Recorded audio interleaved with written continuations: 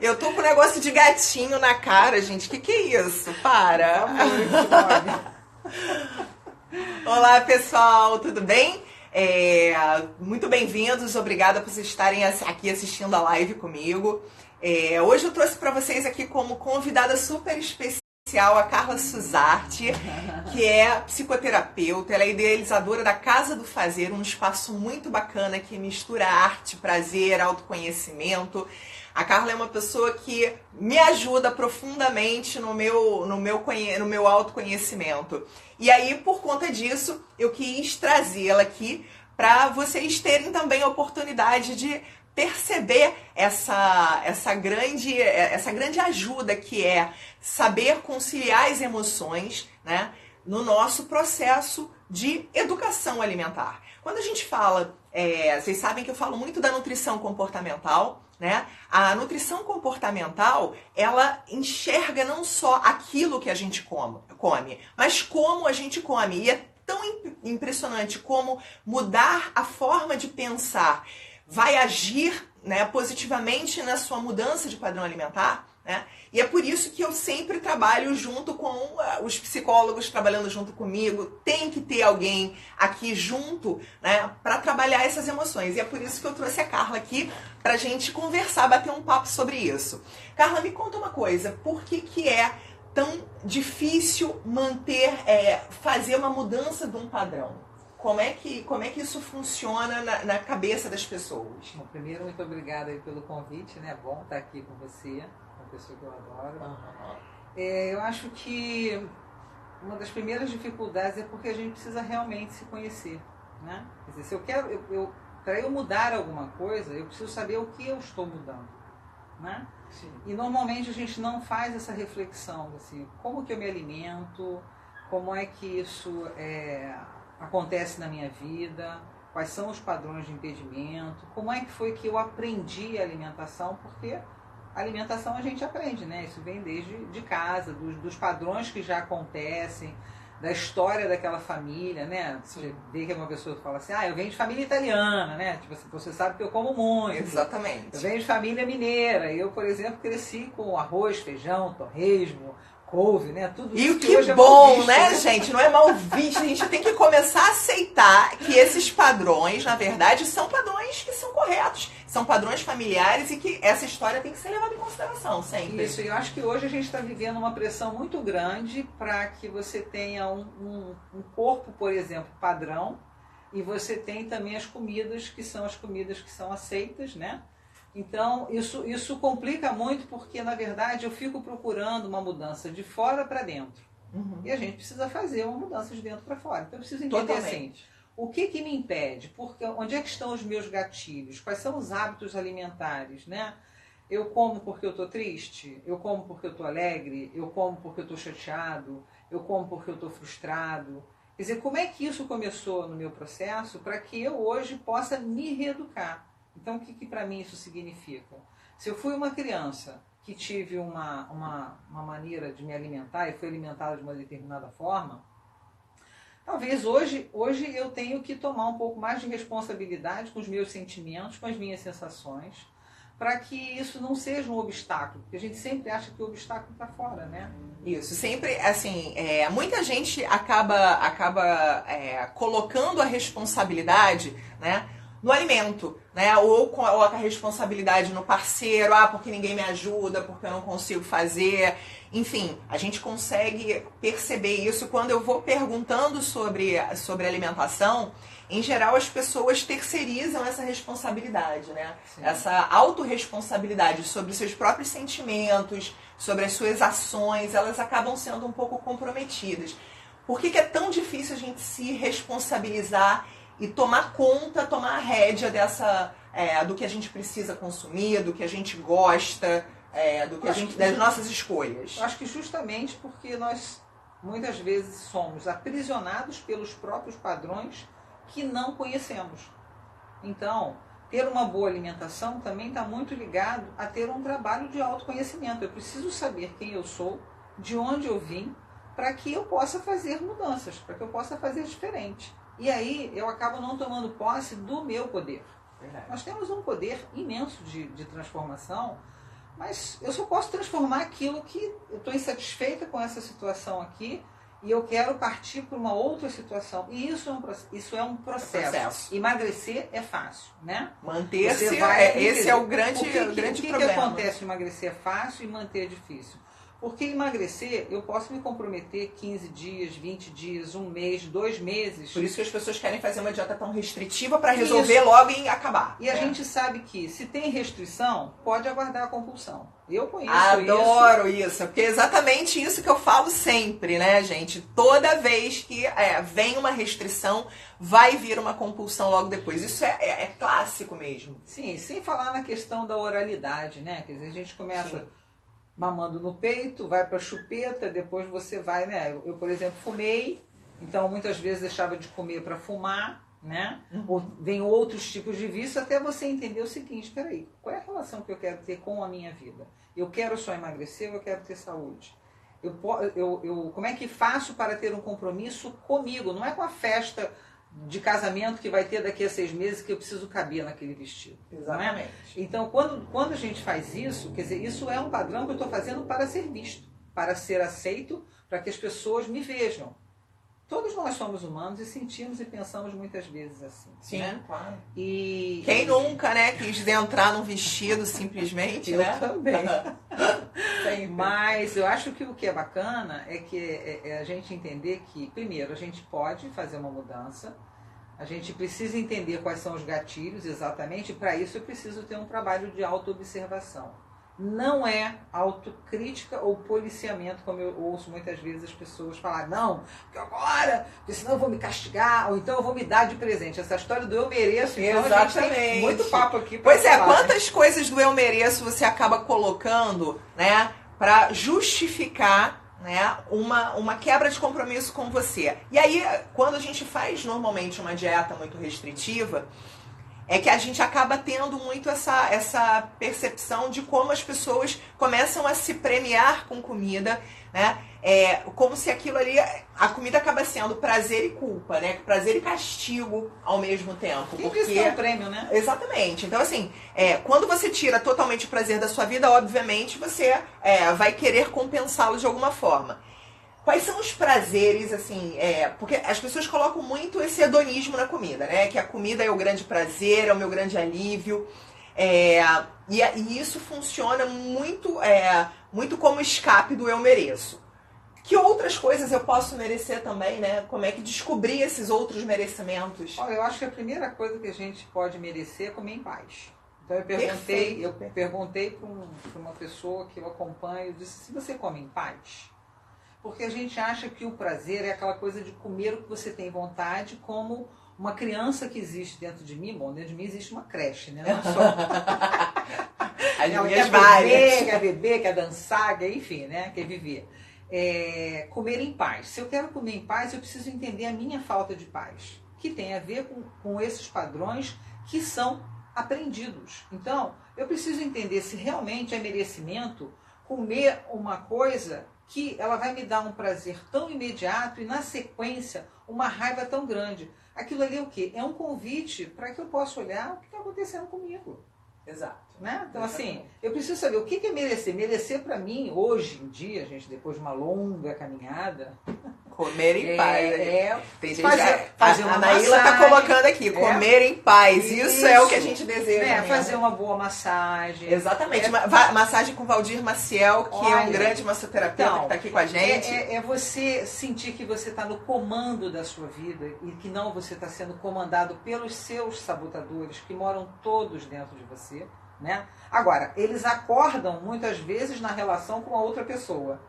Né? Então a gente também tem que olhar para os acompanhantes, porque muitas vezes você está indo muito bem, obrigada. Aí você fala, eu encontrei com fulano, detonei tudo. Não foi o fulano. Fulano foi o gatilho, ele disparou algo que você precisa tomar posse na sua vida, né? Tomar posse, tomar consciência. Terminei um relacionamento, tomei um pé na bunda e por causa disso eu vou comer pra caramba, vou sentar com um pote de sorvete e comer pra caramba, né? A Carol tá aqui comendo e assistindo a gente. Mas é pra prestar atenção na comida também, hein, Carol, por favor. Mas assim, e realmente assim, essas relações quando é o merecimento que é colocado aqui, se a gente às vezes interrompe isso porque está fazendo uma restrição muito grande, se castigando o próprio corpo, né? Então, assim, que outras coisas você merece? Você merece uma massagem, você merece uma roupa bacana, não para se exibir magro ou gordo, não é nada disso, tá? Mas sim porque você vai sentir prazer em outras coisas, né? Que não só na comida. E assim, como é que a gente tenta modificar esses gatilhos? Que vão nos fazer perder o controle. Eu acho que não tem como modificar esses gatilhos se você não toma posse, se você não entende, se você não se olha. Então, você vai ficar o escravo das dietas, o escravo do Instagram, o escravo sei lá do quê. Primeiro porque uma pessoa que está magra ou dentro dos padrões aceitáveis, sim, enfim, não significa que ela esteja feliz. De jeito nenhum. Não significa que ela esteja bem. Os atletas, por exemplo, são pessoas com questões emocionais muito importantes. Verdade. Porque você ficar desde pequenininho, muitas vezes 6 horas, né, repetindo ali aquele movimento, quer dizer, isso tem que ter uma função. Então, assim, a nossa questão emocional e espiritual, sim, tem toda uma interferência em como a gente anda na vida. Uma coisa, por exemplo, que eu acho que é legal de pensar é assim, que aconteceu muito comigo, por exemplo, a gente quando pensa em fazer uma mudança, a gente não pensa assim, eu durmo bem, porque eu dormir é uma fonte de alimento. Sim. Eu preciso dormir bem, eu sempre comi muito por cansaço. Estou cansada. E isso é muito comum, gente. Eu sempre faço essa pergunta para as pessoas. O cansaço leva as pessoas a perderem o controle. Exatamente. Sim, porque você ali está precisando de energia. Está precisando se abastecer. Uhum. Se eu não dormir e estou cansada, eu posso estar assim, minha vida está ótima, estou trabalhando muito, vou fazer, vou acontecer, mas eu não paro para dar atenção para o meu corpo, para aquilo que está me chamando. Assim, você precisa dormir, você precisa descansar, você precisa, para você poder inclusive se ouvir, senão você não consegue se escutar. Você não tem como se escutar. Uma pessoa que está cansada, não adianta passar para ela uma dieta. Claro. Primeiro a gente vai trabalhar o quê? Naquele cansaço, naquele mau hábito que ela vai dormir às 3 horas da manhã, aí ela tem que acordar às 7 horas, aí vai encarar uma academia, vai fazer sei lá mais o quê. Aí ela vai dizer assim, eu mereço o quê? Comer o que eu tenho vontade. E a gente pensar sempre, gente, que o alimento, a gente não se alimenta só de carboidrato, proteína, gordura. A gente fala muito de nutriente e fala muito pouco de comida, né? A gente fala muito pouco desse contato real com a comida. Quando você está comendo, você de fato está comendo ou você está querendo suprir vazios, querendo colocar essa energia de outra forma? A gente se alimenta do que a gente ouve, a gente se alimenta do que a gente vê, né? Do que a gente respira, do que a gente sente. Aqui a Anaíla tá falando sobre os prazeres, um corte de cabelo, uma unha feita, uma esfoliação, um banho à luz de vela, dançar, yoga, é isso mesmo. Delícia. São todos esses prazeres que a gente tem que tentar entrar em contato e perceber o quanto isso vai ser benéfico para a minha saúde geral. Quando a gente fala de saúde, eu não estou falando de gente magra, porque nem sempre os padrões da magreza que as pessoas vendem para nós, gente, isso não traz felicidade para ninguém. Se fosse assim, ninguém ia ter crise na vida, né? Então tem muito a ver com essa relação de que a relação com o corpo não é só a imagem que ele representa, tem muito mais a ver com quanto você se conhece. Tem a ver com isso. Eu acho que assim, estética, a gente quer realmente estar bonita, estar bem, mas e a saúde? Sim. Né? Quer dizer, quando você é só quando falta, né? Exatamente. Né? Assim, imagina se eu, com muito menos idade, eu estava preocupada com alguma coisa, principalmente se o meu corpo não estava dando nenhum sinal de insatisfação, né? Nesse sentido. Sim. Né? Porque, em geral, a gente transfere muito tudo isso para o corpo. Se a gente pegar a obesidade, né? Assim, a minha visão da obesidade é que ali é o excesso do vazio. A gente está falando de um aspecto já de doença e que não é visto. Aquela pessoa, ela precisa de ajuda. Sim. Aliás, todos nós temos o direito e deveríamos ter essa orientação de que assim como a gente cuida do nosso corpo, a gente cuida da nossa alma. Claro. E aí entra o trabalho da psicoterapia e de várias outras abordagens terapêuticas E a gente precisa parar para aprender, para se ouvir, para ressignificar coisas, para transformar relações, para fazermos outras escolhas. E aí a gente começa a amadurecer e a gente começa a se tornar mais responsável pela nossa própria vida. Muitas vezes é a doença quem vai bater na porta da nossa casa para dizer assim, olha, você está fazendo o que com a sua história? Você está se relacionando também com aquilo? Assim, eu gosto muito de pensar, por exemplo, na comida saudável, né? Apesar de ter sido criada com a carninha de porco, com uma costelinha. Que vai ser saudável também, que traz essa memória emocional, me traz, né? Uma memória afetiva. Sim. E quando eu tenho vontade de comer, eu como isso com todo o prazer da minha vida. Mas eu acho que é você pensar na coisa da natureza também, né? Abrir, quebrar padrões também. Eu não como isso, eu não como aquilo, eu não faço isso, eu não faço aquilo. Então, assim, se você não faz essas mudanças, você não sai do lugar. E aí você vai ficando frustrado, com raiva de você. E sabe quem vai pagar a conta? Você. Claro. Você vai pagar essa conta mais tarde. Porque a gente não tem essa clareza de que a gente deve cuidar da gente. De que a nossa vida é responsabilidade nossa. Exato. E tem uma coisa que é importante. A gente, quando as pessoas chegam no consultório de nutrição e falam assim, eu vim aqui para mudar a minha alimentação, né? Meu trabalho vai ser sugerir mudanças às pessoas e as pessoas acham que não, que aquilo ali eu vou dar um padrão, você vai aceitar esse padrão, né, vai cumprir aquilo ali e vai resolver o problema. Não, a gente vai ter que ir junto para tentar entender qual é o padrão que é nocivo, quais são as coisas que você, de fato, precisa abrir a cabeça para fazer essa mudança, né? E precisa se dar uma oportunidade, porque quantas pessoas já desistiram, né? Quantos de vocês aqui já desistiu, gente? Quantas pessoas já desistiram?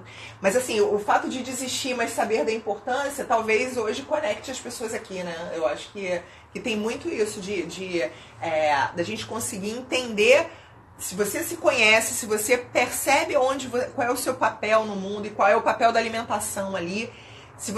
Todos têm que fazer terapia, tá legal, pessoal? Eu acho que todo mundo tem que fazer terapia. Eu não acho, não. Eu acho. Não, eu não acho que todo mundo tem que fazer, não. Eu acho que todo mundo merece fazer. Também, viu? A Perla também tá aqui, que é outra psicóloga querida, tá aqui com a gente aqui também. É importante isso, a gente pensar, entender como é que vai funcionar todo esse processo. A alimentação, ela não é uma parte do seu dia, ela está inserida na sua vida, né? Então é isso que a gente tem que tentar acolher. A gente vai ter, hoje eu trouxe aqui para vocês, gente, uma pinceladinha, né, de tudo que a gente de tudo que a gente pode abordar, de tudo que a gente quer falar. A gente hoje tem pouco tempo, tá todo mundo na hora do almoço e tudo mais. A gente queria até convidar vocês, né, para caso a gente vai fazer eventos na Casa do Fazer. Vai ser bate-papo de mais tempo, de doação. A gente vai estender essa conversa aqui mais pra frente, vocês vão receber esse convite. Se vocês tiverem as dúvidas, tudo que vocês quiserem, eu queria que vocês passassem pra gente poder ir abordando isso aos poucos, tá? A Fernanda tá falando aqui que ela já fez terapia, que é fundamental, só sai do buraco e achou o caminho depois da terapia. É super isso mesmo, é trilhar esse caminho novo. Carla, o que você encerra aqui pra gente fechar esse papo? Gente, eu acho que poderia fechar esse encontro dizendo que é sempre tempo da gente se conhecer, é sempre tempo da gente mudar. Eu acho que desenvolver um autorrespeito, né? Isso aí. Ter paciência, entender que a vida é um processo, né? E que se você... Acolher a vulnerabilidade, né? E sim, sem dúvida, escorregou, levanta. Sim. Porque eu costumo dizer o seguinte, quando você encontra um caminho que tem luz, eu posso escorregar e posso voltar para esse caminho. E a gente é feito de luz e de sombra. Então tem dias que a gente está na luz, tem dias que a gente está na sombra, né? Exatamente. Mas que a gente sempre deve fazer esse movimento em busca da saúde. E aí você tem que ter um olhar de totalidade para a sua alimentação, para as suas relações, para aquilo que você lê, para aquilo que você ouve, para aquilo que você está fazendo por você, para aquilo que você está deixando de fazer por você, porque, no final das contas, você vai viver com você pro resto da sua vida. É isso aí, gente. Eu espero que você tenha uma excelente companhia, né? Vocês juntos. A Cláudia Avilés está mandando um beijo pra você aqui, tá? Beijão pra essa querida. Querida do coração. Saudade. Gente, eu quero agradecer muito a presença de vocês, né? Eu quero que vocês assistam esse vídeo, que vocês divulguem o vídeo depois também pra todo mundo. Foi um prazer enorme. A Naíla tá aqui agradecendo. Adorei, Carla, palavras preciosas. Total Obrigada. verdade, a Perla tá falando. Eu quero agradecer demais a vocês. Isso aqui é só uma palhinha pro que é muito maior, tanto que a gente vai fazer na Casa do Fazer, quanto no Redux, que já está encerrando uma edição e já vamos começar outra. Eu aguardo vocês do fundo do coração. Super obrigada, pessoal. Um beijo grande. Beijo, tchau. Você consegue ver todas as pessoas que estão vendo? Sim. Isso é esquisito, né?